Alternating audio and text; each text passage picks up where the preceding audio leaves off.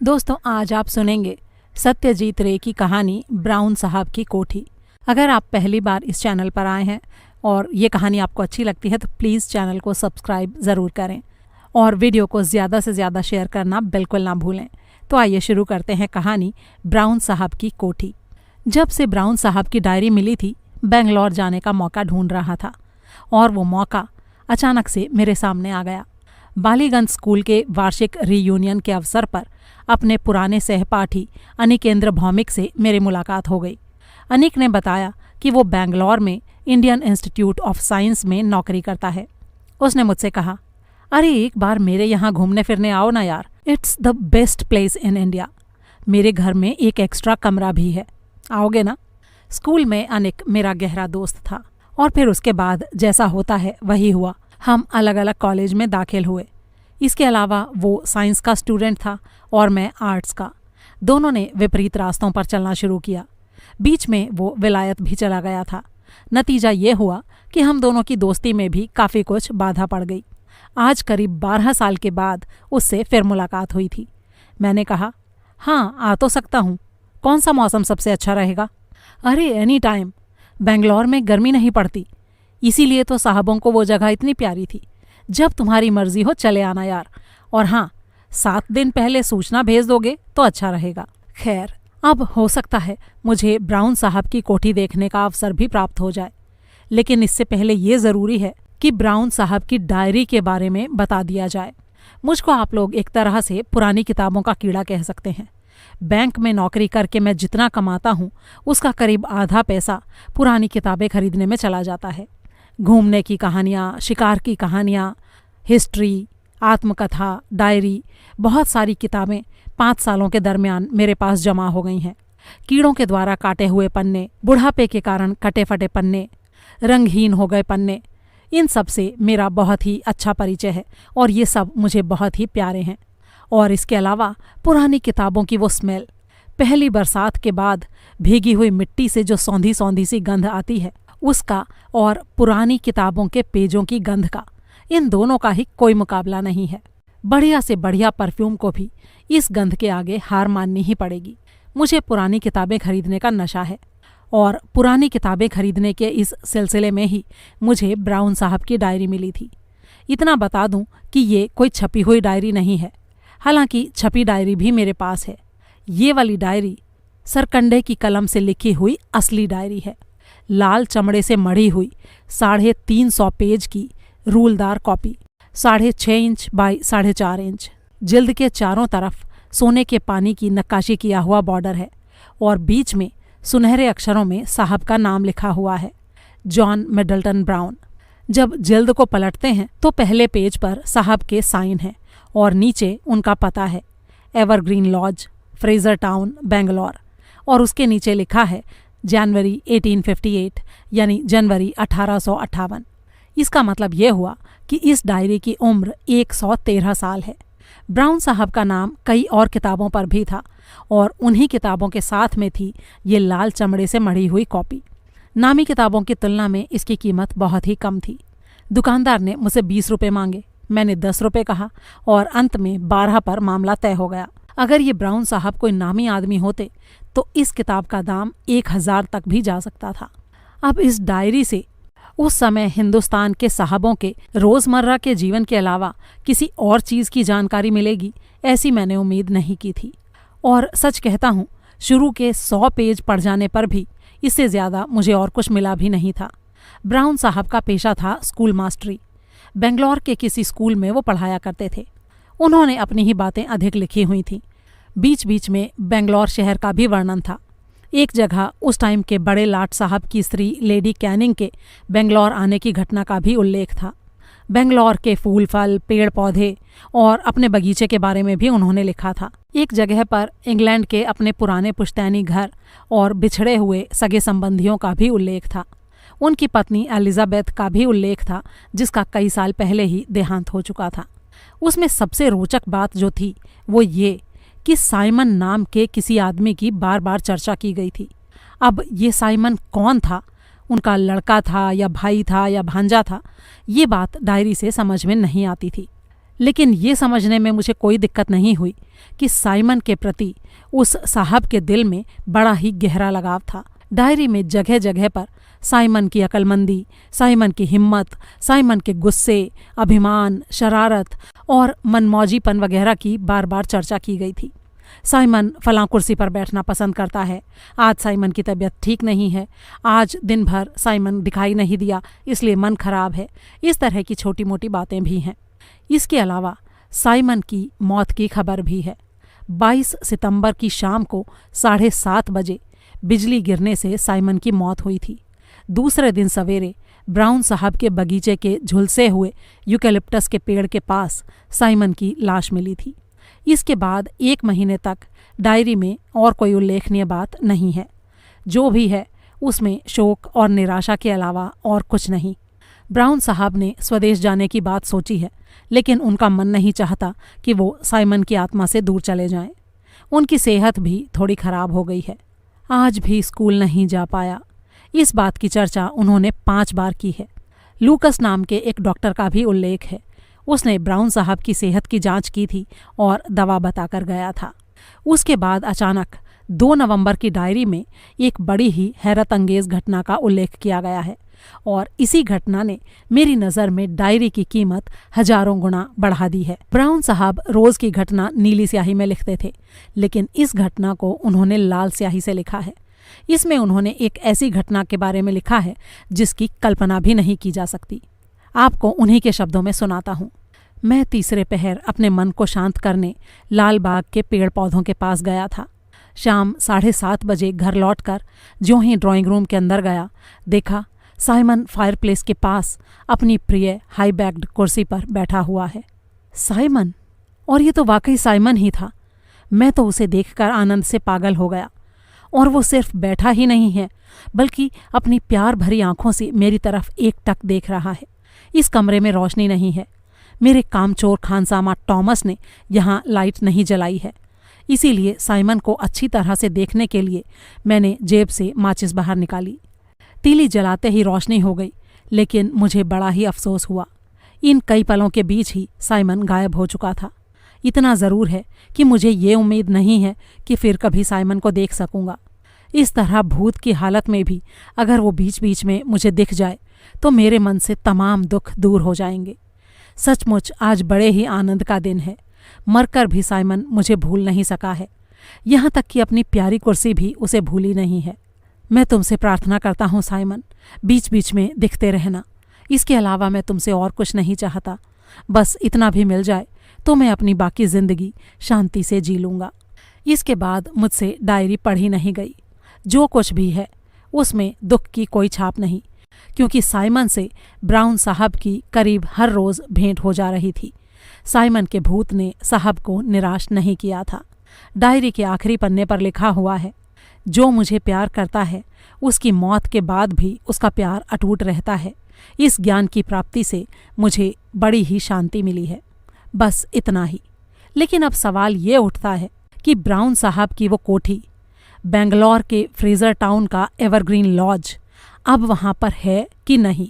और क्या वहाँ अब भी शाम के टाइम साइमन के भूत का आगमन होता है या नहीं? मैं अगर उस कोठी में जाकर एक शाम गुजारूं तो क्या मैं भी साइमन के भूत को देख पाऊंगा? यही सारे सवाल मन में लिए मैं आखिरकार बेंगलोर पहुंच गया। पहले दिन अनिक को मैंने इसके बारे में कुछ नहीं कहा। उसकी एम्बेसडर गाड़ी में घूमकर पूरे बेंगलोर शहर का चक्कर लगाया, यहाँ तक कि फ्रेजर टाउन को भी नहीं छोड़ा। बेंगलोर वाकई खूबसूरत जगह है, इसलिए इस शहर के बारे में खुशियाँ जाहिर करने में मुझे कोई झिझक नहीं हुई। अगले दिन रविवार था। सवेरे अनिक के बगीचे में रंगीन छतरी के तले बैठकर चाय पीते हुए मैंने ब्राउन साहब के बारे में चर्चा की। सुनकर उसने चाय की प्याली बेंत की कुर्सी पर रख दी और बोला, देखो रंजन, जिस कोठी के बारे में तुम कह रहे हो सकता है वो अब भी मौजूद हो। वैसे तो 100 साल कोई ज़्यादा अरसा नहीं है, लेकिन अगर तुम वहाँ जाकर भूत देखने का इरादा रखते हो तो मैं इस काम में तुम्हारा साथ नहीं दे सकता। मेरी बात का बुरा मत मानना भाई, लेकिन मैं हमेशा से थोड़ा भावुक सा रहा हूँ। मैं ऐसे ही खुश हूँ। आजकल शहर में बिल्कुल शांति है, कोई उपद्रव नहीं है। भूत के पीछे दौड़ने का मतलब है जानबूझकर मुसीबत को न्योता देना। मैं इस काम में तुम्हारा साथ नहीं दे पाऊंगा। अनिक की बातें सुनने पर मुझे लगा कि 12 सालों के बीच उसमें ज़रा भी बदलाव नहीं आया है। स्कूल में वो डरपोक के नाम से बदनाम था। मुझे याद आया, एक बार हमारी क्लास के जयंत नाम के एक लड़के और कुछ दूसरे शरारती लड़कों ने मिलकर बालीगंज के सर्कुलर रोड पर राइडिंग स्कूल के पास खुद को सिर से पैर तक सफ़ेद कपड़े से ढककर उसे बुरी तरह से डरा दिया था। इस घटना के बाद अनिक 2 दिन तक स्कूल नहीं आया था और उसके पिताजी ने हेडमास्टर के पास आकर इस घटना के बारे में शिकायत की थी। मैं इसके बारे में कुछ कहता कि इससे पहले ही अनिक अचानक बोल उठा, आहा, अगर तुम्हें जाना ही है तो तुम्हारे लिए साथी का इंतज़ाम तो समझो हो गया। आइए मिस्टर बैनर्जी। मैंने पीछे की तरफ मुड़कर देखा।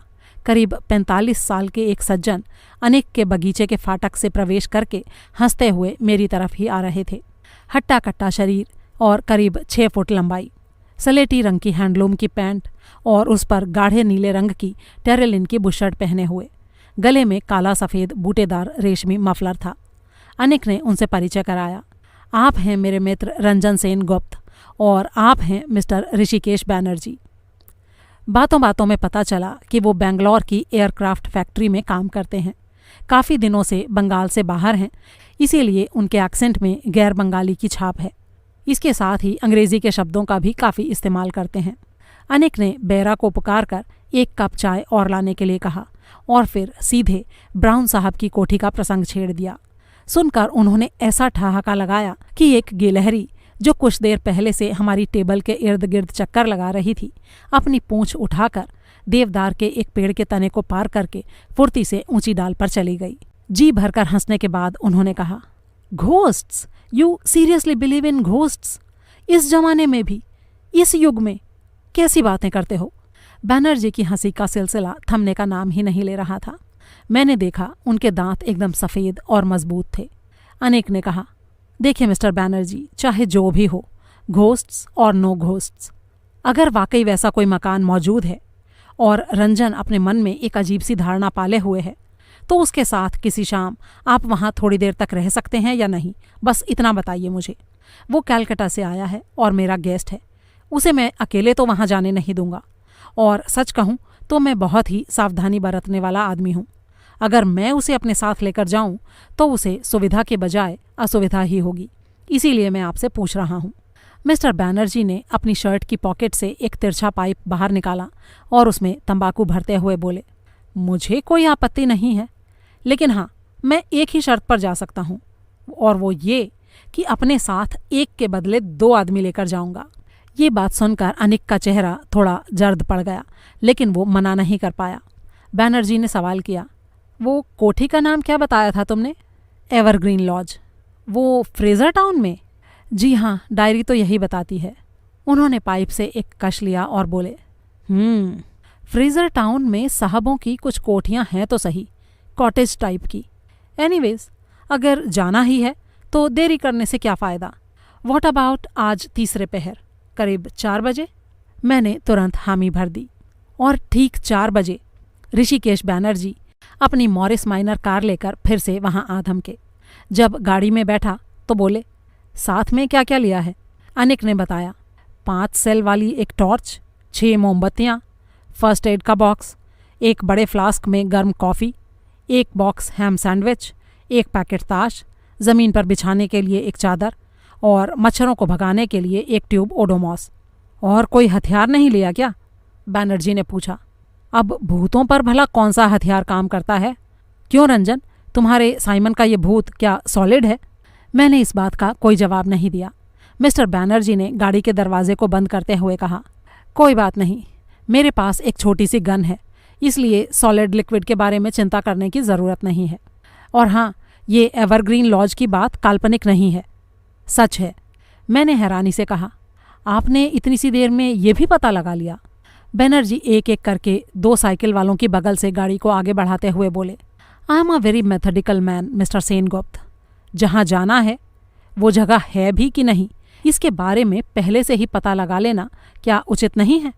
उस तरफ श्रीनिवास देशमुख रहते हैं, हम लोग एक ही साथ गोल्फ खेलते हैं, उनसे मेरी काफ़ी दिनों से जान पहचान है। सुबह आपके यहाँ से मैं उन्हीं के घर गया था। उन्होंने बताया एवरग्रीन नाम का एक मंजिला कॉटेज करीब 50 साल से खाली पड़ा है। मकान के बाहर एक बगीचा है जहां लोग 10 साल पहले तक पिकनिक मनाने जाया करते थे, लेकिन अब नहीं जाते। ये मकान एकदम सुनसान जगह में है। पहले भी उस मकान में कोई लंबे अरसे तक नहीं रहा है, लेकिन हाँ, किसी ने भी हॉन्टेड हाउस कहकर उसे बदनाम नहीं किया है। मकान का फर्नीचर काफ़ी पहले ही नीलाम हो चुका है। उनमें से कुछ कर्नल मार्शल के मकान में है। वो एक रिटायर्ड आर्मी ऑफिसर है और फ्रेजर टाउन में ही रहता है। ये सारी बातें सुनने के बाद लगता है मिस्टर सेनगुप्त कि हमें पिकनिक मनाकर ही लौट आना पड़ेगा। अनिक ने अच्छा किया जो ताश ले आया। बेंगलोर की साफ सुथरी चौड़ी सड़क से गाड़ी से जाते हुए लग रहा था कि ये शहर भूत प्रेतों से इतना खाली है कि यहाँ भूतिया मकान के अस्तित्व की कल्पना भी नहीं की जा सकती। लेकिन इसके साथ ही मुझे बार बार ब्राउन साहब की डायरी की बात भी याद आ जाती थी। पागल हुए बिना आदमी इस तरह की अजीब बातें डायरी में भला क्यों लिखेगा? साइमन के भूत को ब्राउन साहब ने खुद ही देखा है, और वो भी एक बार नहीं, अनेकों बार। तो वो भूत क्या हमें एक बार भी दिखाई नहीं देगा? मैं विलायत कभी नहीं गया, लेकिन विलायत के कॉटेज की ढेरों तस्वीरें मैंने किताबों में देखी हैं।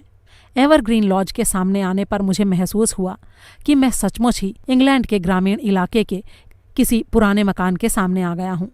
कॉटेज के सामने ही बगीचा था। वहाँ पर अब फूलों की क्यारियों के बदले घास और झाड़ झंकाड़ था। लकड़ी के एक छोटे गेट से होकर बगीचे के अंदर जाना पड़ता था। उस गेट के एक हिस्से पर घर का नाम लिखा हुआ था, और शायद किन्हीं पिकनिक करने वालों ने मजाक में एवरग्रीन शब्द के आगे एक एन जोड़कर उसे नेवरग्रीन बना दिया था। हम गेट से अंदर दाखिल हुए और मकान की तरफ बढ़ने लगे। चारों तरफ अनगिनत पेड़ पौधे थे। करीब 3 यूकेलिप्टस के पेड़ थे, और बाकी जो पेड़ थे उनके नाम मुझे पता नहीं। बेंगलोर के हवा पानी में ऐसा गुण है कि वहाँ किसी भी देश का पेड़ जिंदा रह जाता है। कॉटेज के ठीक सामने टाइलें लगा हुआ पोर्टिको था। उसके खंभों से होती हुई लताएं ऊपर की तरफ चली गई थीं। काफ़ी जगह से टाइलें गायब थीं। सामने के दरवाजे का एक पल्ला टूटकर तिरछा पड़ा हुआ था। मकान के सामने के दरवाजे खिड़कियों के कांच टूट गए थे। दीवारों पर काई जमने के कारण ऐसी हालत हो गई थी कि मकान का असली रंग क्या था इसका पता लगाना मुश्किल था। हम दरवाजे से मकान के अंदर चले गए। सामने ही एक गलियारा था। पीछे की तरफ टूटी दीवार से एक कमरा दिखाई दे रहा था। हमारे दाहिने और बाएं तरफ भी कमरे थे। दाहिनी तरफ का ही कमरा बड़ा मालूम होता था। हमने अंदाज़ा लगाया कि यही बैठक रही होगी। फर्श पर विलायती कायदे से तख्ते लगे थे, लेकिन एक भी तख्ता साबुत नहीं था। सावधानी से कदम रखने पड़ रहे थे और हर कदम पर खटखट की आवाज़ हो रही थी। हमने कमरे के अंदर प्रवेश किया। खासा बड़ा कमरा था। फर्नीचर ना होने के कारण और भी बड़ा लग रहा था। पश्चिम और उत्तर की तरफ खिड़कियों की लाइन थी। एक तरफ की खिड़की से गेट समेत बगीचा दिख रहा था और दूसरी तरफ की खिड़की से पेड़ों की कतार। तो क्या इन्हीं पेड़ों में से किसी पर बिजली गिरी थी? साइमन उसी के नीचे खड़ा होगा और तुरंत उसकी मौत हो गई होगी। ये सोचते ही मेरे रोंगटे खड़े हो गए। अब मैंने दक्षिण तरफ की बिना खिड़की वाली दीवार की तरफ देखा। बाएं कोने में फायरप्लेस था। इसी फायरप्लेस के पास ही साइमन की वो प्रिय कुर्सी रही होगी। कमरे की छत की तरफ देखने पर मकड़ी के जालों को झूलते हुए पाया। किसी ज़माने में ये एवरग्रीन लॉज निस्संदेह काफ़ी खूबसूरत रहा होगा, लेकिन अब उसकी हालत एकदम शोचनीय हो चुकी थी। मिस्टर बैनर्जी शुरू में तो ला ला ला करते हुए विलायती स्वर में आलाप ले रहे थे। फिर उन्होंने पाइप सुलगाया और बोले, आप लोग कौन सा खेल खेलना जानते हैं? ब्रिज या फिर पोकर या रमी? अनिक अपने हाथ के सामान को फर्श पर रखने के बाद चादर बिछाकर बैठने ही जा रहा था कि तभी एक आवाज़ सुनाई दी। किसी दूसरे कमरे में कोई आदमी जूते पहनकर चहलकदमी कर रहा था। अनिक की तरफ मैंने देखा तो उसका चेहरा एकदम से उतरा हुआ पाया। फिर पैरों की आवाज़ थम गई। मिस्टर बैनर्जी अपने मुंह से पाइप हटाकर जोर से चिल्लाए, इज़ एनीबडी देयर? और फिर हम तीनों गलियारे की तरफ बढ़ गए। अनिक अपने हाथ से मेरे कोट की आस्तीन थामे हुए था। जूतों की आवाज़ फिर से शुरू हो गई। हम जैसे ही बाहर वाले गलियारे में पहुंचे, दूसरी तरफ के कमरे से एक आदमी बाहर निकल कर आया और हम पर नज़र पड़ते ही ठिठक कर खड़ा हो गया। वो भी एक भारतीय ही था।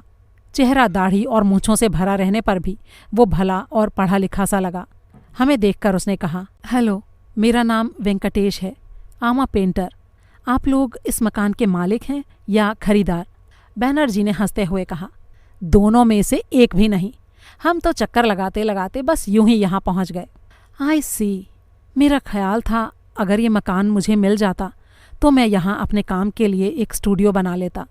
टूटा फूटा रहने पर भी मुझे कोई एतराज़ नहीं है। क्या आप लोगों को इस बारे में कोई जानकारी है कि यहाँ का मालिक कौन है? बैनर्जी ने जवाब दिया, जी नहीं, हमें नहीं पता, सॉरी। आप कर्नल मार्सर के यहाँ जाकर कुछ पता कर सकते हैं। सामने का रास्ता पकड़कर बाईं तरफ चले जाइए, बस 5 ही मिनट लगेंगे। थैंक यू कहकर मिस्टर वेंकटेश वहाँ से चले गए। गेट खोलने और बंद करने के बाद मिस्टर बैनर्जी ने पहले की तरह ही एक ठहाका लगाते हुए कहा, अरे मिस्टर सेनगुप्त, ये आदमी आपके साइमन जैसा या उस किस्म का कोई भूत वगैरह नहीं है, असली इंसान है। मैंने भी हंसकर कहा, अरे भाई, अभी कुल मिलाकर 5:15 ही तो बजे हैं, तो इस टाइम आप भूत की उम्मीद कैसे करते हैं? भूत तो अक्सर रात में ही आते हैं ना। और ये भले आदमी अगर भूत थे तो 19वीं सदी के तो नहीं ही होंगे, क्योंकि वैसा होने पर उनका लिबास और ही तरह का होता। बातें करते करते हम लोग बैठक में लौट आए। अनिक ने फर्श पर बिछी चादर पर बैठते हुए कहा, झूठ मूठ की कल्पनाएं करने का मतलब है नर्वसनेस को बढ़ाना। इससे बेहतर तो यही होगा कि हम लोग ताश खेलना शुरू कर दें। बैनर्जी ने कहा, ऐसा करते हैं, पहले कुछ मोमबत्तियां जला लेते हैं। यहाँ पर शाम एकाएक ही उतर आती है। ठीक है। तो हमने 2 मोमबत्तियां जलाकर उनको लकड़ी के फर्श पर खड़ा कर दिया। उसके बाद फ्लास्क के ढक्कन में कॉफ़ी डालकर बारी बारी से पी। एक बात मेरे मन में बड़ी देर से घुमड़ रही थी, उसे कहे बिना मैं नहीं रह सका। भूत का नशा मेरे सिर पर कितना सवार हो गया था, ये तथ्य मेरी बात से ही जाहिर हुआ होगा। बैनर्जी की तरफ देखते हुए मैंने कहा, मिस्टर बैनर्जी, आपने बताया था ना कि कर्नल मार्सर ने यहाँ के कुछ फर्नीचर खरीदे थे। जब वो इतने निकट रहते हैं तो क्या उनसे एक बात पता की जा सकती है? क्या बात मिस्टर सेनगुप्त? एक खास तरह की हाई बैक चेयर के बारे में? अनिक ने थोड़ा ऊब के साथ कहा। अब ये अचानक हाई बैक चेयर के बारे में पूछकर क्या होगा भाई? अरे नहीं अनिक, ब्राउन साहब ने लिखा है कि वो साइमन की बड़ी ही प्यारी कुर्सी थी। भूत होने के बाद भी वो उसी पर बैठता था और वो फायरप्लेस के पास रखी रहती थी। हो सकता है उस कुर्सी को यहाँ लाकर रखने से साइमन फिर से आ जाए। अनिक ने मेरी बात काटते हुए कहा, तुम बैनर्जी साहब की उस मॉरिस कार पर हाईबैक चेयर लेकर आओगे या फिर हम तीनों उसे कंधे पर ढोकर लाएंगे? तुम्हारा दिमाग खराब हो गया है क्या? बैनर्जी ने हाथ उठाकर हम दोनों को चुप कराया और बोले, कर्नल मार्सर ने जो फर्नीचर खरीदा है उसमें इस तरह की कोई कुर्सी नहीं है, ये बात मुझे अच्छी तरह से पता है। मैं उनके घर पर अक्सर जाया करता हूँ। अगर वो कुर्सी वहाँ होती तो मेरी नज़र में ज़रूर आती। जहाँ तक मुझे मालूम है उन्होंने 2 बुक केस, 2 ऑयल पेंटिंग, कुछ गुलदस्ते और शेल्फ सजाने की कुछ शौकिया चीज़ें जिन्हें आर्ट ऑब्जेक्ट्स कहते हैं, बस वही खरीदी थी। मेरा सारा जोश ठंडा पड़ गया। ताश निकालकर हमने फेंटना शुरू किया। बैनर्जी ने कहा, चलो रमी ही खेलते हैं, और ये खेल तो तभी जमता है जब पैसे लगाकर खेला जाए। आप लोगों को इसमें कोई आपत्ति तो नहीं है ना? मैंने जवाब दिया, आपत्ति तो नहीं है, लेकिन इतनी बात ज़रूर है कि मैं बैंक का एक मामूली सा कर्मचारी हूँ। ज़्यादा पैसा लगाने की सामर्थ्य मेरे अंदर नहीं है। इसके बाद हम लोग खेल में मशगूल हो गए। बाहर दिन की रोशनी फीकी हो गई थी। ताश के खेल में तकदीर कभी मेरा साथ नहीं देती। आज भी वही हालत थी। मैं जानता था कि अनीक भी मन ही मन नर्वस था, इसलिए अगर वो जीतने लगे तो उसकी नर्वसनेस थोड़ी कम हो जाएगी, लेकिन उसका कोई लक्षण दिखाई नहीं दे रहा था। सिर्फ मिस्टर बैनर्जी की ही तकदीर उनका साथ दे रही थी। वो विलायती गाने गुनगुनाते जा रहे थे और दांव पर दांव जीतते जा रहे थे। खेलते खेलते सन्नाटे के बीच एक बार एक बिल्ली की आवाज़ सुनाई पड़ी। उसके कारण मेरे उत्साह पर और भी पानी फिर गया। भूतिया मकान में बिल्ली का रहना भी उचित नहीं है।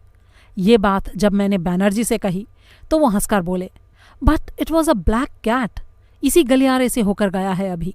ब्लैक कैट तो भूत के साथ जाता ही है कि नहीं? खैर, खेल का सिलसिला चलता रहा और इस पूरे दरमियान एक अनजान पक्षी की कर्कश आवाज़ के अलावा किसी भी तरह की आवाज़, दृश्य या घटना ने हमारी एकाग्रता में बाधा नहीं डाली। घड़ी अब 6:30 बजा रही थी। बाहर रोशनी पूरी तरह से खत्म हो चुकी थी। अच्छी ताश मिल जाने के कारण अब मैं लगातार 2 बार जीत चुका था। इस बीच रमी का एक और दौर चल रहा था। तभी कानों में एक अजीब सी आवाज़ आई। कोई बाहर से दरवाजे को खटखटा रहा था। हम तीनों के हाथ से ताश नीचे गिर पड़े। आवाज़ फिर से आई।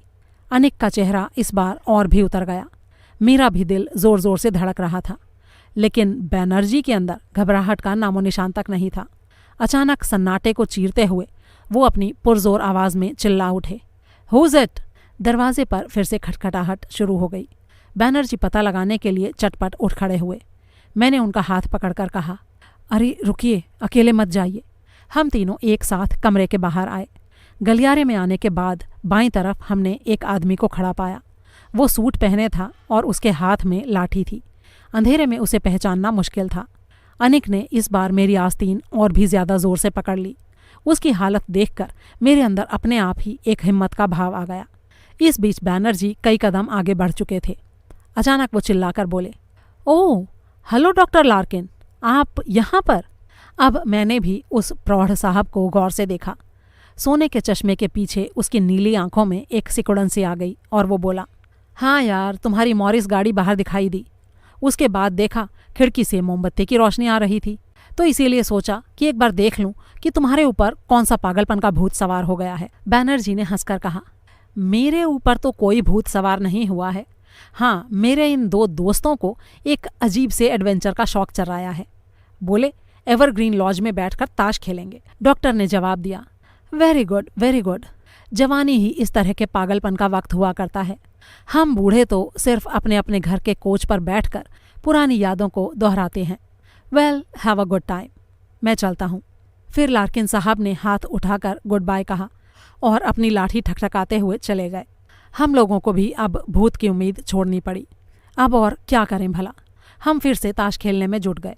शुरू में मैं करीब 4.5 रुपये हार रहा था। पिछले आधे घंटे के दौरान उसमें से कुछ रकम वापस आ गई। साइमन का भूत ना भी दिखाई दे, लेकिन ताश में जीतकर अगर घर लौट सकूं तो आज का ये एडवेंचर थोड़ा सार्थक हो जाएगा। बीच बीच में नजरें घड़ी की तरफ चली जाती थीं। असली घटना कब घटी थी इसका वक्त मुझे मालूम नहीं। ब्राउन साहब की डायरी से पता चला था कि शाम के करीब इसी वक्त बिजली गिरने से साइमन की मौत हुई थी। मैं ताश बांटने लगा। मिस्टर बैनर्जी अपना पाइप सुलगा रहे थे। अनिक सैंडविच खाने के उद्देश्य से पैकेट में हाथ डाल ही रहा था कि तभी उसकी दृष्टि एक ही पल में बदल गई और उसका सारा शरीर जैसे जड़ सा हो गया। उसकी नज़र दरवाजे के बाहर गलियारे की तरफ टिकी थी। हम दोनों की नज़रें भी तुरंत उसी तरफ गईं और जो कुछ मैंने देखा उसके कारण कई पलों के लिए मेरा भी गला जैसे सूख सा गया और सांसें चलनी जैसे बंद सी हो गईं। बाहर के गलियारे के अंधेरे से 2 चमकती हुई आंखें अपलक हमारी तरफ ताक रही थीं। मिस्टर बैनर्जी का दाहिना हाथ धीरे धीरे उनके कोट के वेस्ट पॉकेट की तरफ जाने लगा और ठीक उसी पल एक जादू की तरह वो पूरा मामला मेरे सामने साफ हो गया और मेरे मन से सारा डर दूर भाग गया। मैंने कहा, अरे आपके पिस्तौल की ज़रूरत नहीं है साहब, ये वही काली बिल्ली है। ये बात सुनकर अनिक के अंदर भी फिर से हिम्मत लौट आई। बैनर्जी ने पॉकेट से हाथ बाहर निकालकर कहा, ओह शिट, हाउ रिडिकुलस। अब वो चमकती आंखें हमारे कमरे की तरफ आने लगीं। चौखट पार करते ही मोमबत्ती की रोशनी में मेरी बात सही साबित हुई। ये वही काली बिल्ली थी। चौखट पार करके बिल्ली बाईं तरफ मुड़ी। हमारी नज़रें उसके साथ साथ घूमते हुए उसका पीछा कर रही थीं और इस बार हम तीनों के गले से एक ही साथ एक शब्द बाहर निकल कर आया। अचानक हैरानी होने पर जिस तरह से कोई आवाज़ निकलती है, ठीक उसी तरह की आवाज़। और इस आवाज़ के निकलने का कारण ये था कि जब हम ताश खेलने में बिजी थे, उसी बीच पता नहीं कहाँ से और कैसे और कब एक गहरे लाल रंग के मखमल से लिपटी हुई हाई बैक कुर्सी फायरप्लेस के पास आ गई थी। अमावस जैसी काली रात के अंधेरे में काली बिल्ली चुपचाप कुर्सी की तरफ बढ़ गई। उसके बाद वहाँ एक पल रुकी रही, फिर उसने एक छलांग लगाई और कुर्सी पर लेट गई। और उसी पल एक अजीब सी आवाज़ सुनकर मेरा पूरा शरीर जम सा गया। ये एक बूढ़े आदमी की खिलखिलाहट की आवाज़ थी। एक ऐसा बूढ़ा आदमी जो कहीं पर भी नज़र नहीं आ रहा था, सिर्फ उसकी आवाज़ हमें सुनाई दे रही थी।